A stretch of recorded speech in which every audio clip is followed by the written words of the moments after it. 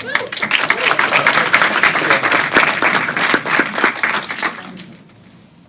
am a fraud.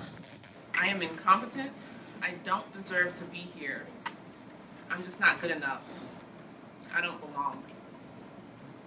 These are the exact thoughts and feelings I had as a 22-year-old graduate student who anxiously sat in my 3-hour-long classes. I was part of a highly respected master's program with 14 other brilliant cohort members from all across the nation. This was a very different learning environment for me, one where class dialogue took up a substantial portion of each of the sessions, unlike my undergraduate experience.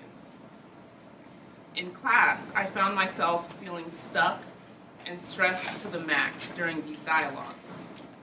I always had something to share, and I desperately wanted to speak up, but I kept quiet most of the time because I was afraid of sounding ignorant. I experienced this incredible anxiety for the entire 2 years in that program. But over time, I was able to unlearn a lot of the things about myself and became better able to take charge of my experiences, raise my hand, and speak up in spaces to be a full participant. One day, I started to reflect back on how fearful I was in my graduate school classes and how I am a very different person today. Why was I so afraid?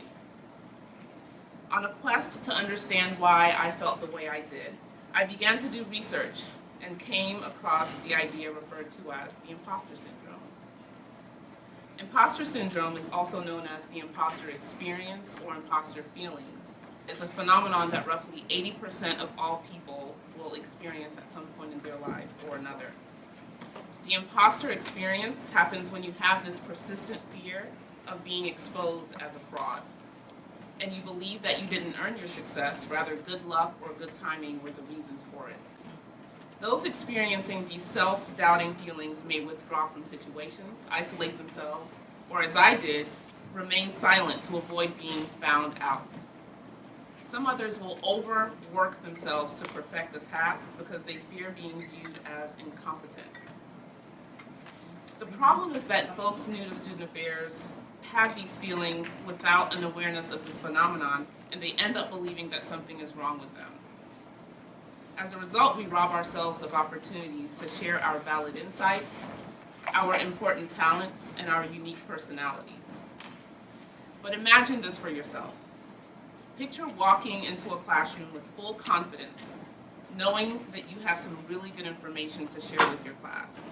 Imagine raising your hand high to assert your opinions about an issue in student affairs. Would you openly share the lessons you learned from your involvement as a student leader on campus? Would you inspire your classmates with your lived experiences? What great contributions could you make if imposter feelings weren't a barrier? Keep in mind though, imposter feelings, they don't disappear instantly once you become aware of them, but by taking positive actions, you can overcome these feelings.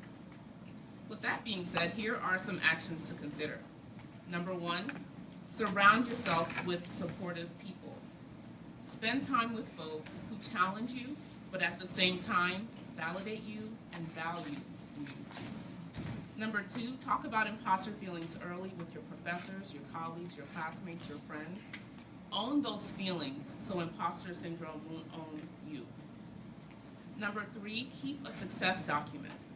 Write a list of all your accomplishments, your success stories, your qualities, your talents, your abilities, what you have to offer, why you deserve to be there. Keep this list in a safe space and whip it out when you have these imposter feelings show up or when you need something tangible to remind you of how awesome you are. Number 4, take in positive affirmations people share with you. When people tell you how creative you are, or that you're an excellent planner or a great presenter, internalize these acknowledgments and add it to your success document. Number 5, stay engaged in the areas you want to master. Why? Because practice makes perfect. Nope, gotcha. Practice makes better. Remain confident when you make mistakes because as inherently flawed beings, we are guaranteed to have missteps. You're not alone in that. You will fall, not fail, because by falling, you're still able to get up and keep going. Number 6, trust the process of growth when you enter new spaces. If you don't possess the knowledge and skills that you want, trust that you will acquire them in due time. Be okay with not getting something right the first or even the second time around, because real learning takes time. And I need to say that again, real learning takes time. Number 7, if imposter feelings come up for you, recognize that although you feel anxious, you are in control of your destiny. So pursue that desired activity anyway. Take your courage in one hand, your ideas in the other, and leap. Number 8, examine your thoughts to see if there are any stereotypes that are a stigma in your mind. Point them out and take time to unlearn these false ideas, or as the Marcus said, fake news. Remember that you are capable, you are intelligent.